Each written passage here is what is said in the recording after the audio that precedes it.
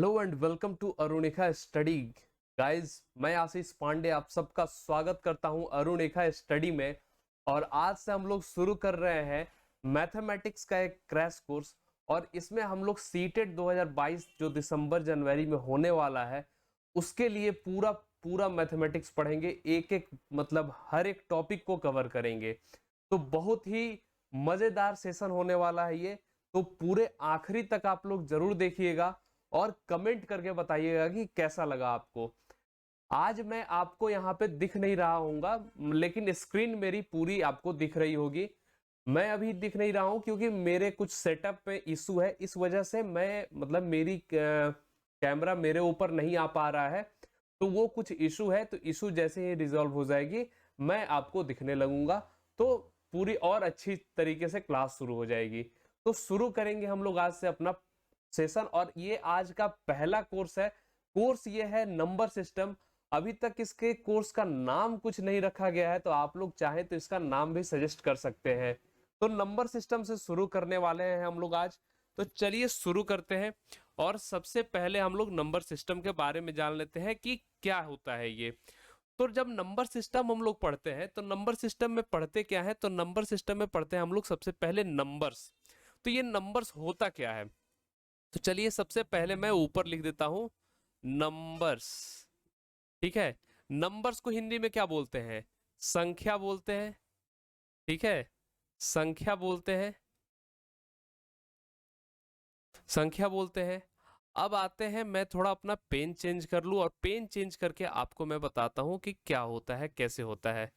तो ये जो नंबर्स होते हैं, ये दो तरह के नंबर्स होते हैं। कैसे कैसे? तो दो तरह के नंबर्स होते हैं।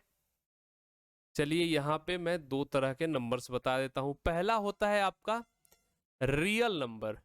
ठीक है, क्या होता है? Real number. और रियल नंबर में क्या होता है, इसको बोलते हैं हम लोग हिंदी में वास्तविक, वास्तविक संख्या। ठीक है, इसको बोलते हैं हम लोग वास्तविक संख्या। इसी के साथ जो दूसरा जो होता है, जो दूसरा इनका नंबर का जो दूसरा बेटा है वो है इमेजिनरी नंबर। ठीक है, इमेजिनरी नंबर, इसको हिंदी में क्या बोलते हैं, तो काल्पनिक बोलते हैं। काल्पनिक, काल्पनिक संख्या बोलते हैं इसको। ठीक है। तो नंबर साहब हैं, इनके दो बेटे कौन कौन से, तो रियल नंबर और इमेजिनरी नंबर। ठीक। इसमें क्या हुआ, वास्तविक जो है, तो वास्तविक जो धरती पे रहेगा उसी की तो भाई आगे कुछ बढ़ोतरी होगी। अब जो कल्पना करके बैठेंगे उनका क्या, कल्पना कल्पना में ही रह जाती है। तो ये जो काल्पनिक नंबर थे ये भाई साहब रह गए ऐसे ही, कल्पना करते रह गए, ये इनका कुछ ग्रोथ हुआ नहीं, ये इतना ही पे खत्म हो गए। और जो वास्तविक था ये काम करते गया, कर्तव्य करते गया अपना, तो ये बढ़ के क्या हो गया, इनके हो गए दो बेटे और हुए। अब इनके दो बेटे जो हैं वो कौन कौन से हैं, तो एक बेटा हुआ रेशनल। कौन सा, तो रेशनल नंबर। ठीक है। और जो दूसरा था वो था इरेशनल, इरेशनल। ठीक है, ये इरेशनल नंबर है। इरेशनल नंबर जो है ये क्या होता है, हिंदी में अगर बोले तो ये हो गया परिमेय, परिमेय संख्या। और ये क्या हो जाएगा, ये हो जाएगा अपरिमेय। ये क्या हो जाएगा, अपरिमेय। तो ये हो गया अपरिमेय संख्या। अब ये अपरिमेय जो संख्या है ना, ये भी भाई साहब कुछ इसी तरीके के थे जैसे इमेजनरी साहब थे। ठीक है, ये भी उन्हीं के तरह थे। तो ये भी यहीं पे लटक गए। और उसके बाद जो यहाँ पे आए, इनके हुए तीन बेटे। कौन कौन से, तो इनके जो तीन बेटे हुए हैं वो हुए हैं, पहला जो है वो है नेचुरल नंबर। कौन कौन सा, तो नेचुरल नंबर। इसको अगर हिंदी में बोले तो ये बोलेंगे क्या, तो प्राकृत संख्या, प्राकृत संख्या। दूसरे जो भाई साहब थे वो थे कौन से, तो होल नंबर। और होल नंबर को हिंदी में बोले तो बोलेंगे पूर्ण संख्या। क्या, पूर्ण संख्या। और जो भाई साहब तीसरे थे ये थे इंटीजर, इंटीजर। इंटीजर को हिंदी में क्या बोलते हैं, तो पूर्णांक। क्या बोलते हैं, पूर्णांक। ठीक है। तो ये आप लोग यहाँ से एक देख लीजिए, पूरा पूरा एक ट्री बन गया है। एक तरह से बोले तो ये एक तरह से क्या है, नंबर्स है। नंबर्स के कितने बेटे, तो दो बेटे। कौन कौन से, पहला ये है, दूसरा ये है। पहला क्या है, रियल नंबर, जिसको हिंदी में वास्तविक संख्या कहते हैं। दूसरा कौन है, इमेजिनरी नंबर, जिसको काल्पनिक संख्या कहते हैं। ये यहीं पे रह गए भाई साहब, आगे बढ़े नहीं। जो रियल नंबर थे ये आगे बढ़े। इनके भी कितने बेटे, तो दो बेटे। पहला कौन सा और दूसरा कौन सा, तो पहला है रेशनल नंबर, दूसरा कौन सा है, इरेशनल नंबर। रेशनल नंबर को हिंदी में बोलते हैं परिमेय संख्या, इरेशनल को बोलते हैं अपरिमेय संख्या। अब इरेशनल नंबर ये थोड़े अपने चाचा जान से प्रेरित होके यहीं पे रह गए, और परिमेय संख्या जो है ये अपने पिताश्री से प्रेरित होकर आगे बढ़े। और इनके तीन बेटे, पहले बेटे का नाम नेचुरल नंबर, दूसरे बेटे का नाम होल नंबर, तीसरे बेटे का नाम क्या है, इंटीजर। तो पहले का नाम नेचुरल नंबर तो प्राकृत संख्या इसको बोलते हैं, दूसरा होल नंबर पूर्ण संख्या, और तीसरा इंटीजर इसको बोलते हैं पूर्णांक। ठीक है, तो यहां तक की आप लोग बातें समझ गए होंगे, यहां तक की बात आप लोग समझ गए होंगे, इतना मैं उम्मीद करता हूं। अब आते हैं हम लोग इनके डेफिनेशन जान लेते हैं। तो डेफिनेशन जानते हैं तो सबसे पहले जो है वो कौन सा है, रेशनल नंबर।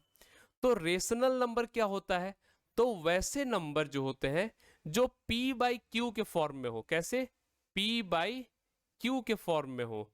और यहाँ पे जो q है, ये जो q है, ये q जीरो के बराबर ना हो, जीरो के बराबर ना हो।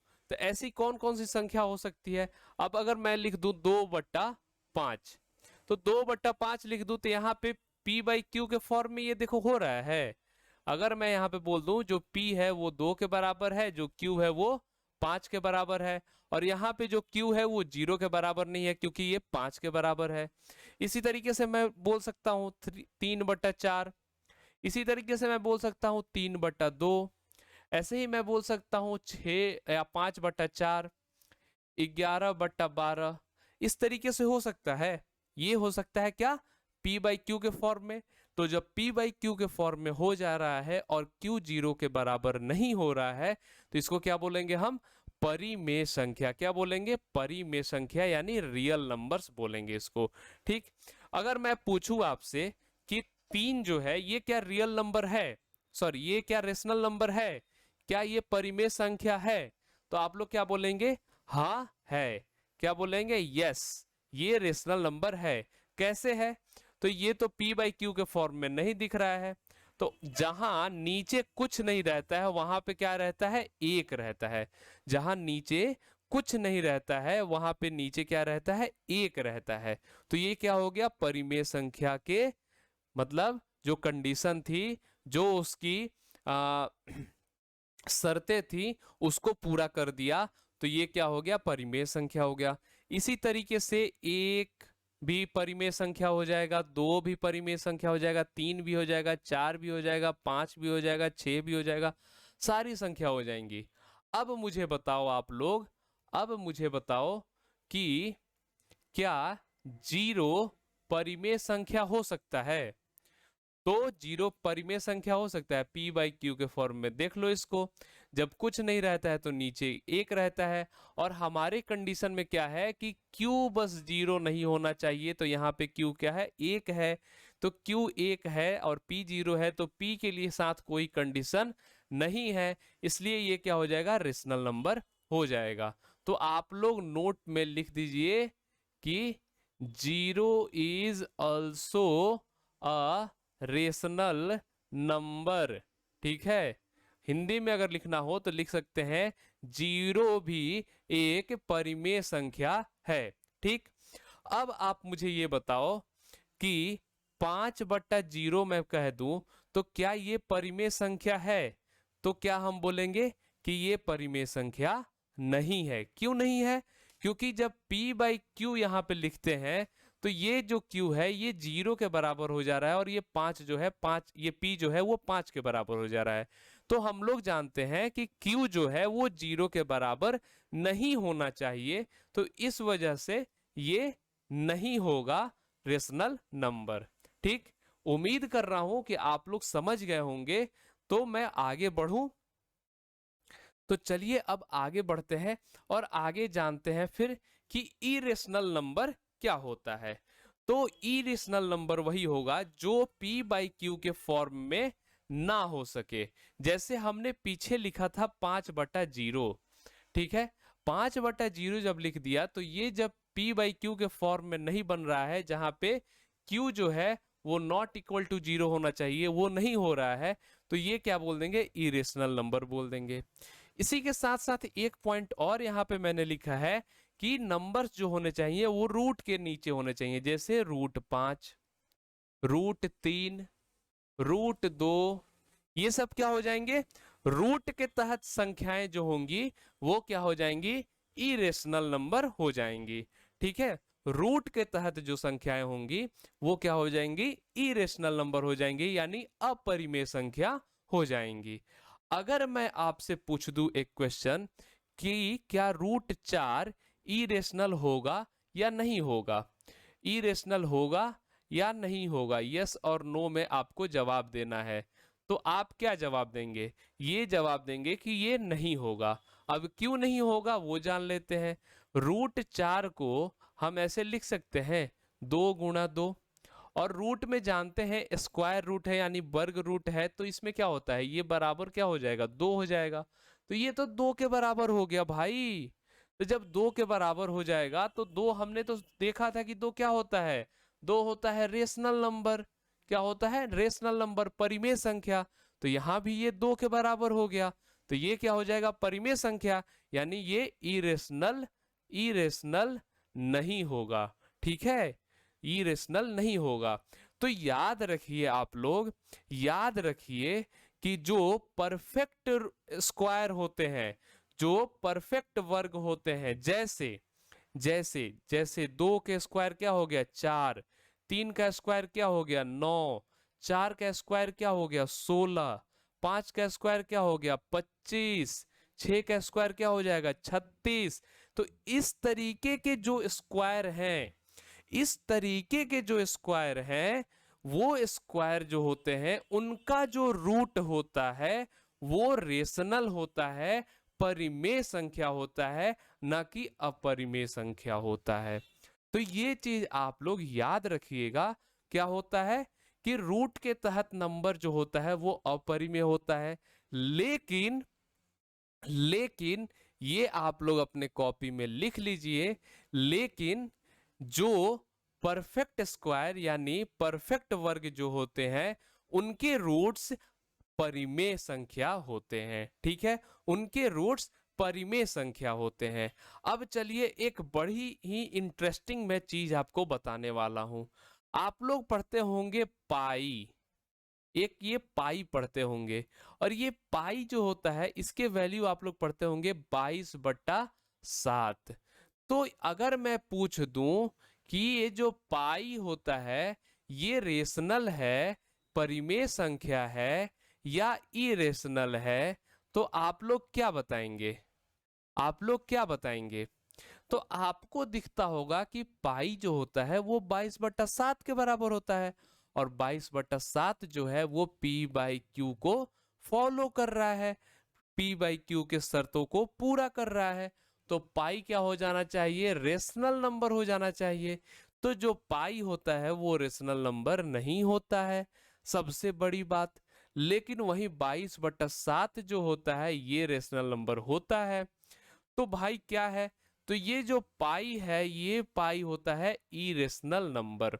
तो याद रखिएगा आप लोग, नोट करके ये लिख लीजिए कि पाई है, पाई अपरिमेय अपरिमेय अपरिमेय संख्या है, पाई अपरिमेय संख्या है। ठीक है, जबकि 22/7 परिमेय क्या है, परिमेय संख्या है।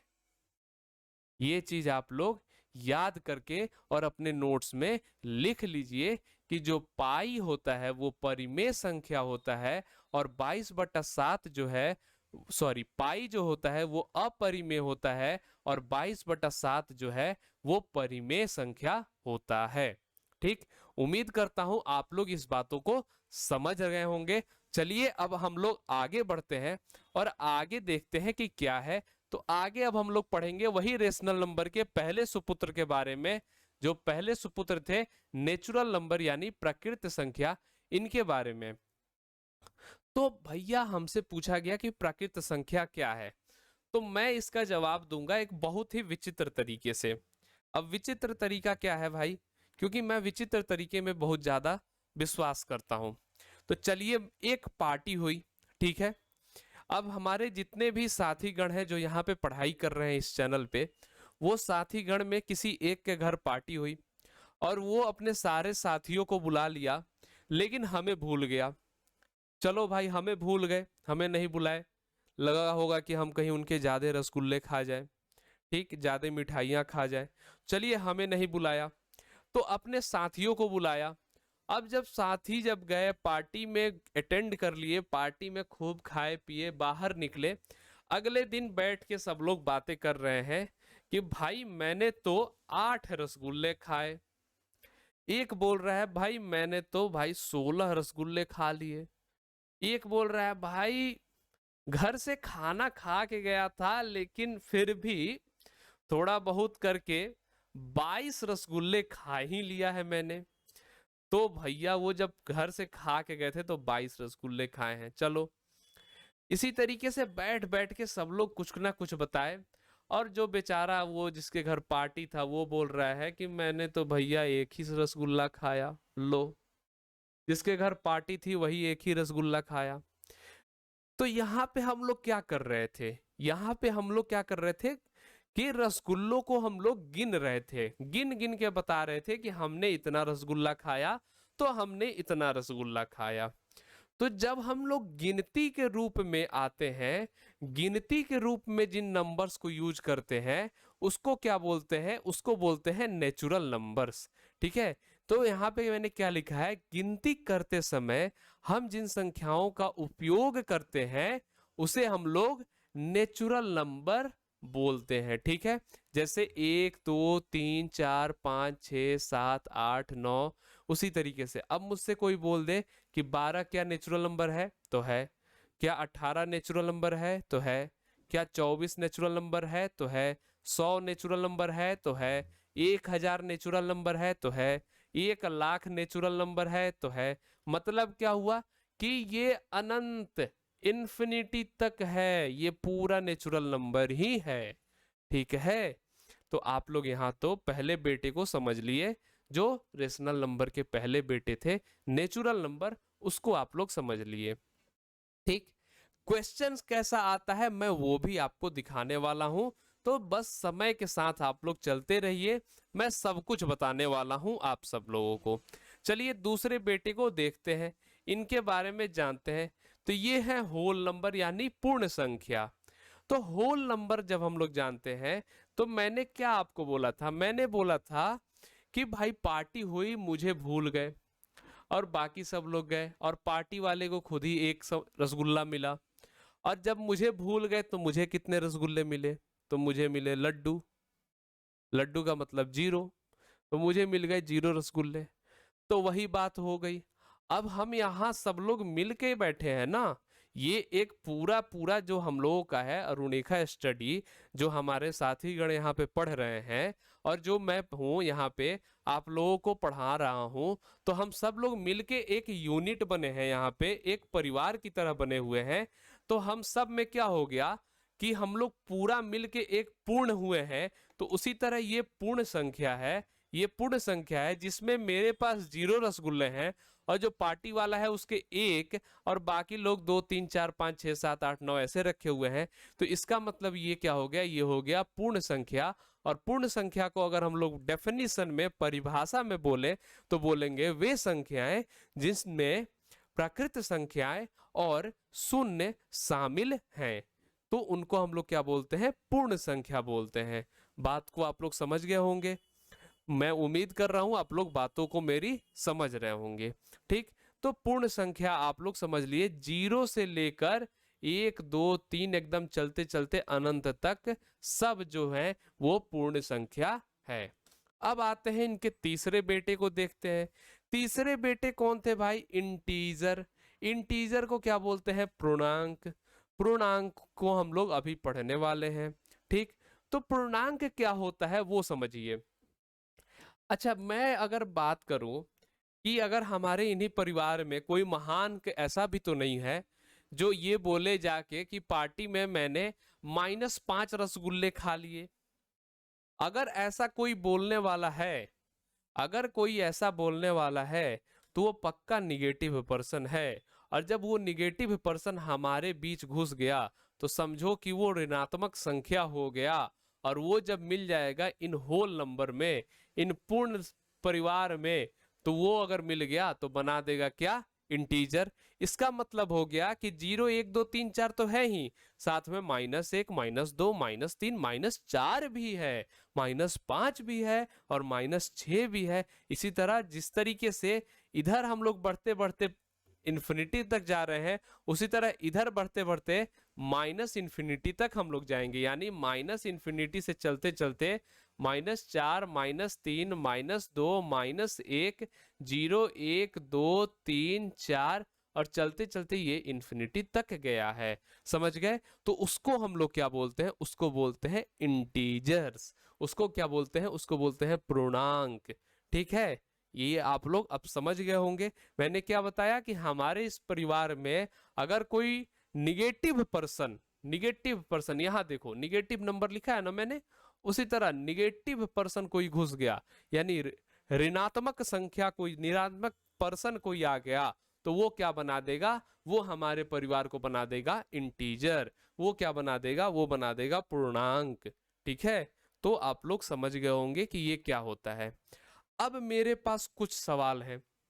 वो सवाल अगर आप सब बता देते हैं, वो क्वेश्चंस अगर आप सब बता देते हैं, तो मैं गारंटी से बोल रहा हूं कि आप फिर इतने जितना मैं पढ़ाया हूं इतने में कहीं नहीं फंसिएगा, पूरे जिंदगी नहीं फंसिएगा।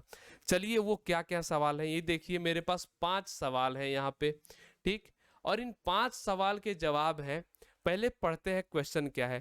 क्वेश्चन बोल रहा है, is every natural number an integer. क्या बोल रहा है? क्या प्रत्येक प्राकृत संख्या एक पूर्णांक है? क्या प्रत्येक प्राकृत संख्या एक पूर्णांक है? तो हमने उधर क्या पढ़ा था? नेचुरल नंबर क्या होता है? नेचुरल नंबर जो प्राकृत संख्या होती है वो 1 2 3 4 5 होता है इसी के साथ। और इंटीजर में क्या पढ़ा था? तो माइनस, जैसे हम लोग -4 -3 -2 से ऐसे करते करते 1 2 3 सब पढ़ रहे थे हम लोग, ये पढ़ रहे थे। तो ये देखो 1 2 3 4 5 ये इसमें आ रहा है कि नहीं? 1 2 3 4 5 ऐसे आ रहा है इसमें। मतलब जो नेचुरल नंबर है वो इंटीजर में घुस के देखो तो मिल रहा है वो कहीं, तो वो मिल रहा है। इसका मतलब जो नेचुरल नंबर होते हैं, जितने भी नेचुरल नंबर हैं, वो सारे एक तरह के इंटीजर हैं। तो इसका जो जवाब होगा वो होगा yes, every natural number is an integer. हाँ, प्रत्येक प्राकृत संख्या एक पूर्णांक होता है। ठीक है, इसका जवाब क्या हो जाएगा? यस। ठीक है, अब आते हैं दूसरे पे।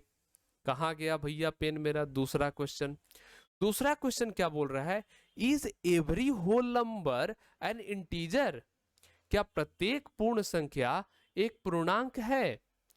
तो अब बताइए, हम लोग पूर्ण संख्या में क्या पढ़ते थे? जैसे मुझे 0 रसगुल्ले मिले थे, अब बाकी सबको ऐसे मिला था, ठीक है। और इंटीजर में हमने क्या पढ़ा था? जैसे ऐसे पढ़ रहा था ना हमने, -3 -2 -1 0 1 2 3 4 5 6 ऐसे ऐसे पढ़ रहा था।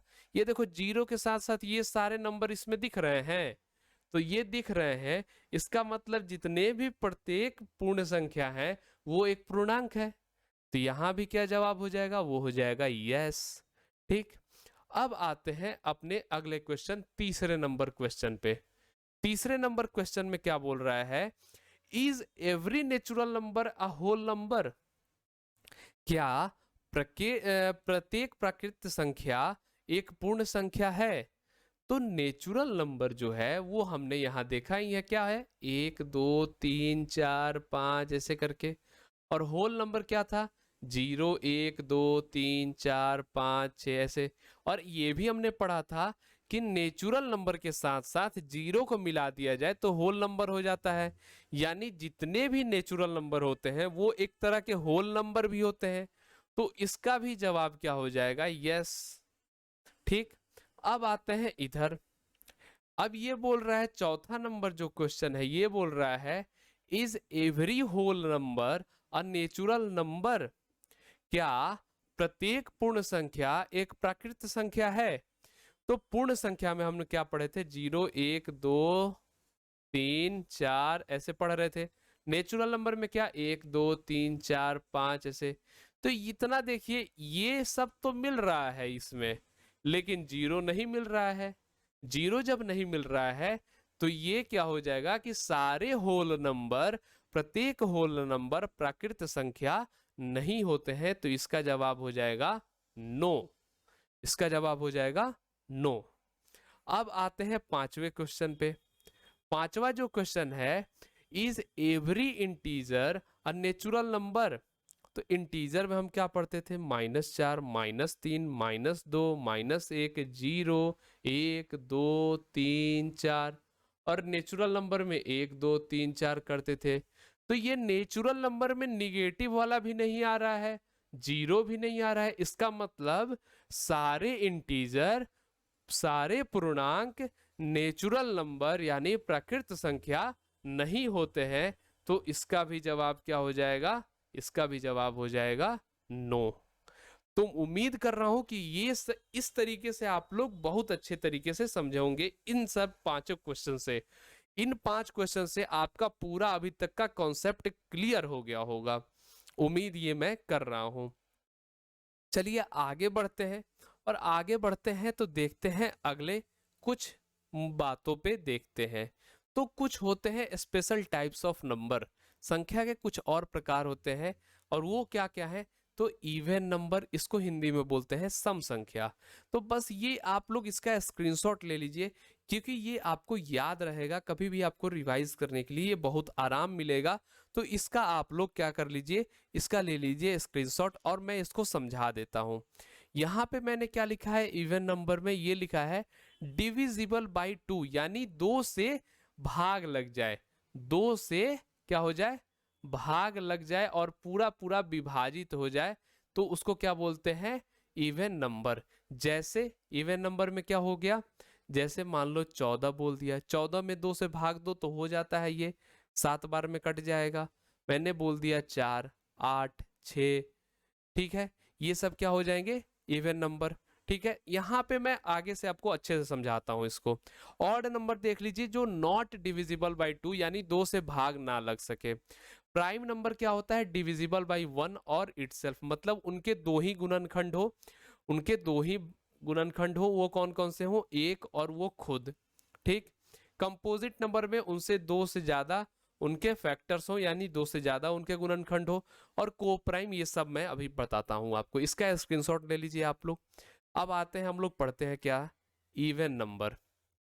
क्या है? Even number. इसको हिंदी में क्या बोलते हैं? सम संख्या। ठीक है, इसको क्या बोलते हैं? सम संख्या। इसको बोलते हैं सम संख्या। इसमें क्या होता है? इवन नंबर में वो नंबर, वो संख्याएं जो 2 से विभाजित विभाजित हो। ठीक है, जो 2 से विभाजित हो। तो 2 से विभाजित होने का मतलब जो 2 के पहाड़े में आ जाए, या 2 से, तो 2 से विभाजित होने वाली कौन कौन सी संख्याएं होती हैं? यहां पे ये नोट करके लिख लो। 2 से विभाजित होने वाली, 2 से भाग लग जाने वाली वाली संख्याएं कौन कौन सी हो सकती हैं? कौन कौन सी वो संख्या होती हैं जिन संख्या के पीछे, जिन संख्या के पीछे, या जिन संख्या के अंतिम अंतिम अंक, अंतिम अंक क्या हो? 0 2 4 6 और 8। जिन संख्या के अंतिम अंक 0, 2, 4, 6, 8 हो, वो क्या होती हैं, 2 से भाग लग जाती हैं उन संख्याओं में। और वो जब 2 से भाग लग जाएंगी तो वो क्या हो जाएंगी, वो हो जाएंगे इवन नंबर। एग्जाम्पल की अगर हम बात करें, एग्जाम्पल की बात करें, अगर हम लोग उदाहरण की बात करें, तो जैसे मैं बोल दूं 10, तो 10 के आखिरी अंक क्या है, 0। जैसे मैं बोल दूं 104, आखिरी अंक क्या है, 4। जैसे मैं बोल दूं 1016, अब 1016 में आखिरी अंक 6 है। उसी तरीके से मैं बोल दूं कि 28, 28 बोल देता हूं, आखिरी अंक 8 है।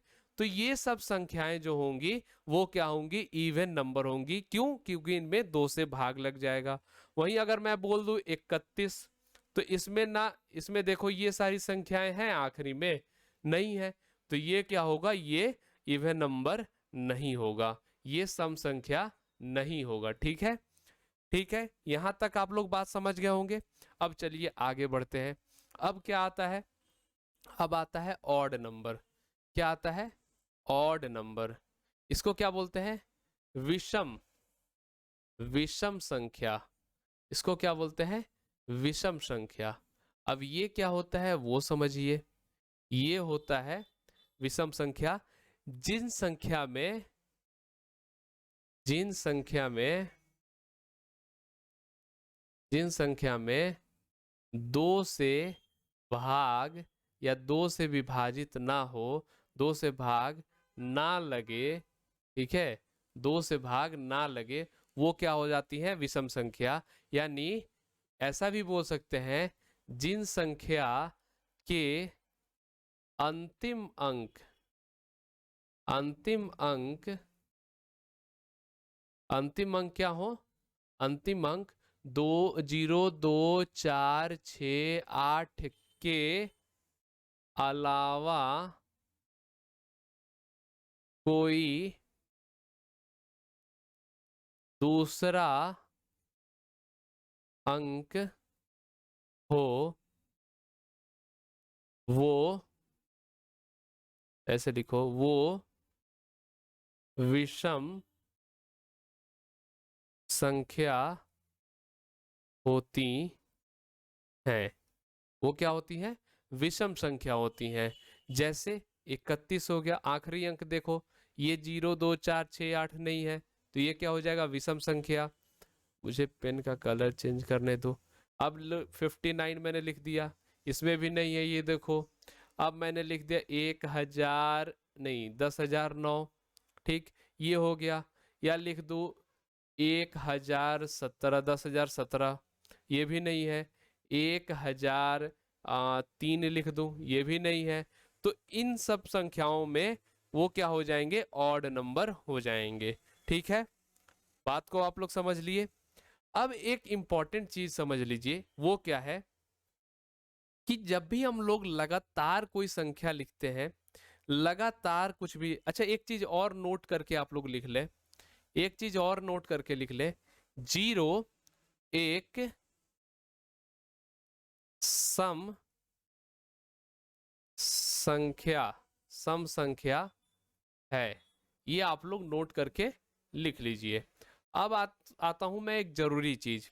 जैसे मैं कोई नंबर लिखता हूं, जैसे ये ऐसे लिखता हूं मैं अगर, ठीक है, ये ऐसे लिखते चला जाऊंगा, आगे चला जाएगा ये, तो इसमें क्या होगा, ये देखो, एक छोड़ के लगातार जब संख्याएं लिखी जाती हैं तो एक छोड़ के ये क्या हो जाती हैं, ये हो जाएंगी सम संख्या। ठीक है, 0 के बाद एक छोड़ दो और 2 जो होंगी सम संख्या होंगी, 4 जो होंगी सम संख्या। वहीं यहां से ये देख लो, ये जो होती है, ये देखो, ये विषम संख्या होती हैं। तो जब भी आप लगातार, लगातार लिखेंगे नंबर, लगातार जब आप काउंटिंग करेंगे, तो एक सम, एक विषम, एक सम, एक विषम, एक सम, एक विषम, ऐसे संख्या, ऐसे नंबर्स आते हैं, ऐसी संख्या आपको मिलती हैं। चलिए इसके बाद हम लोग बात करते हैं क्या, तो इसके बाद हम लोग बात करेंगे अभाज्य, अभाज्य संख्या, अभाज्य संख्या जिसको हम लोग बोलते हैं प्राइम नंबर। क्या बोलते हैं? Prime number. तो ये प्राइम नंबर वो है, अभाज्य संख्या वो है जिसका दो गुणनखंड हो, दो गुणनखंड, दो गुणनखंड हो, यानी दो फैक्टर्स हो। ठीक है, केवल दो फैक्टर्स। कौन कौन से? ये दो फैक्टर्स कौन कौन से होते हैं? एक और वो खुद, एक और वो खुद। अब जैसे मैं कोई एक नंबर लिख रहा हूं, जैसे मैंने लिख दिया 7। अब 7 के कौन कौन से गुणनखंड हो सकते हैं? एक से, एक से 7 कट जाएगा। पहली बात, जितनी भी संख्याएं होती हैं वो सारी एक से कट जाती हैं। ठीक, एक से कट गई। अब ये 2 से कटेगा? 2 से नहीं कटेगा। 3 से कटेगा? नहीं कटेगा। 4 से भाग लगेगा? नहीं लगेगा। 5 से भी नहीं लगेगा, 6 से भी नहीं लगेगा, और 7 से लग ही जाएगा। 7 से भाग लग गया। और आप लोग को ये मालूम होना चाहिए कि जिस संख्या का हम गुणनखंड कर देखते हैं, फिर उस संख्या से कोई उससे बड़ी संख्या उसकी गुणनखंड नहीं हो सकती है। ठीक है, किसी भी संख्या के, जैसे हम लोग लिख दे 18 लिख दे, तो 18 से बड़ी संख्या उसका गुणनखंड नहीं हो सकती है। ठीक, 18 तक ही उसका लास्ट गुणनखंड होगा। ठीक है, तो यहाँ पे क्या आया? 1 और 7 आया।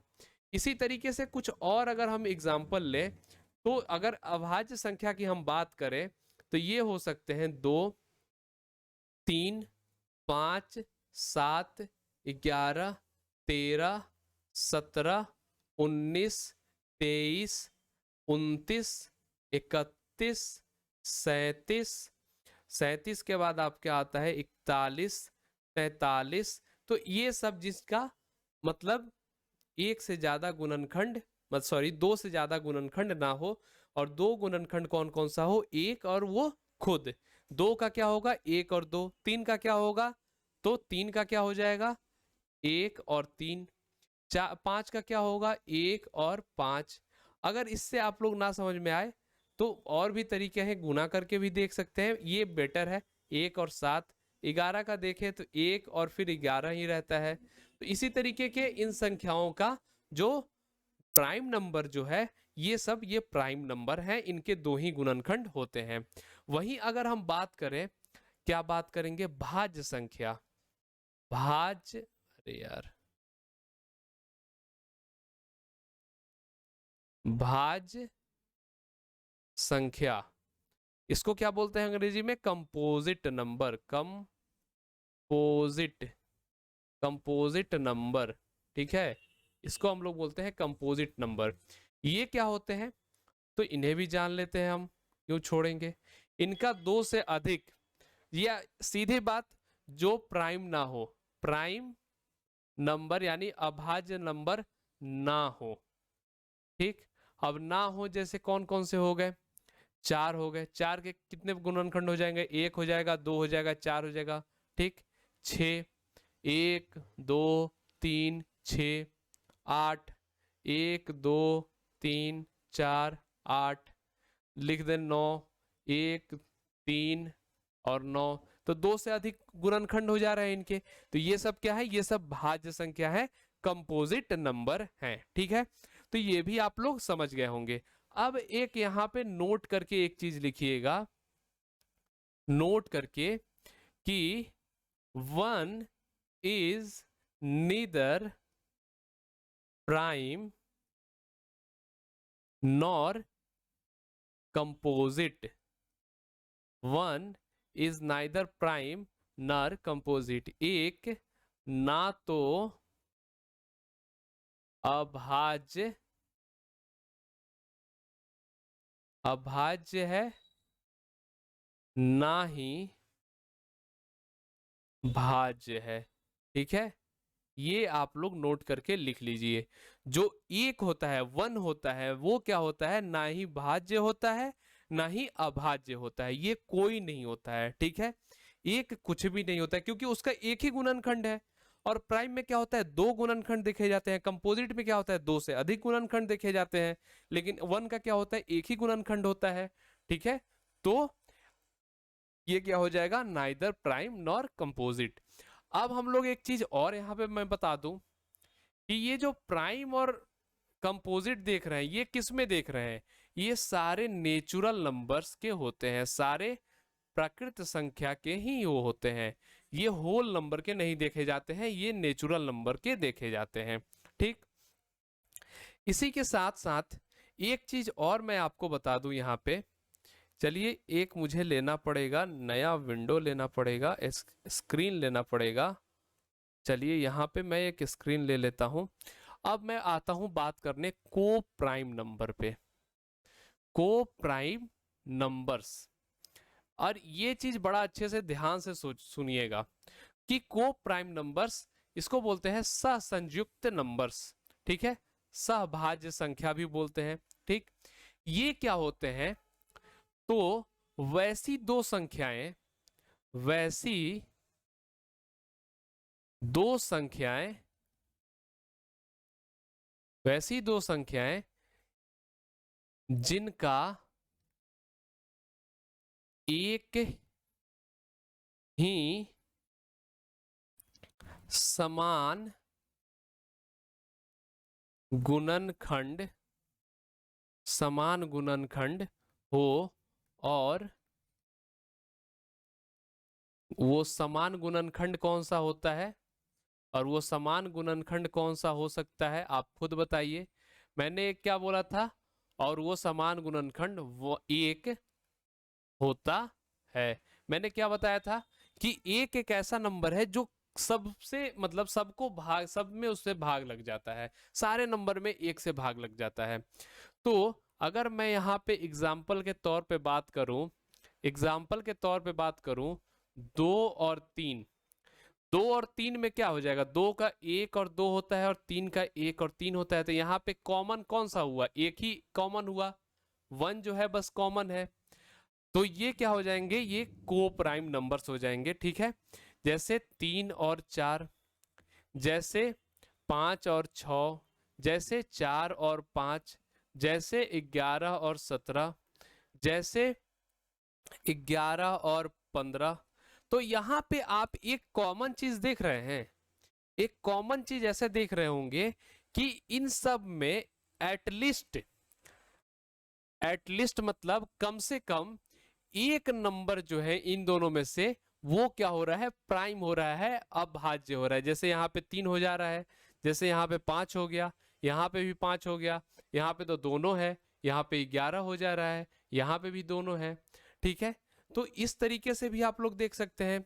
एक चीज और है, और वो क्या है कि इन दोनों संख्याओं का जो HCF होगा वो 1 के बराबर हो जाएगा। जैसे जैसे 2 और 3 का HCF निकालें, तो 2 और 3 का HCF निकालेंगे तो वो क्या आ जाएगा, वो आ जाएगा 1। जैसे 4 और किसका HCF निकाल दे, आप खुद बताएं, 7 का निकाल देता हूं मैं, तो 1, यहाँ पे 3 आया, 4 यहाँ पे किए, 1 3 1, अब यहाँ से 3 से भाग देंगे, 3 कट गया, मतलब 1 HCF आ रहा है। तो जिनका HCF 1 आ जाए वो क्या हो जाएंगे, वो हो जाएंगे क्या, तो को प्राइम नंबर्स हो जाएंगे। ठीक है, तो उम्मीद कर रहा हूं कि ये चीज जो मैं यहाँ पे बताया था, सहअभाज्य संख्या जो बताया, और जितने भी यहाँ पे मैंने बताया, ये सब आपको क्लियर हो गया होगा। इसका स्क्रीनशॉट रख लीजिए, तो आपके मतलब रिवीजन के लिए काफी इंपॉर्टेंट हो जाएगा। यहाँ पे इस सब चीजों का भी आप स्क्रीनशॉट ले सकते हैं, इनका भी आप लोग स्क्रीनशॉट ले सकते हैं। आप लोग देख लें इसको और स्क्रीनशॉट इसका ले लें।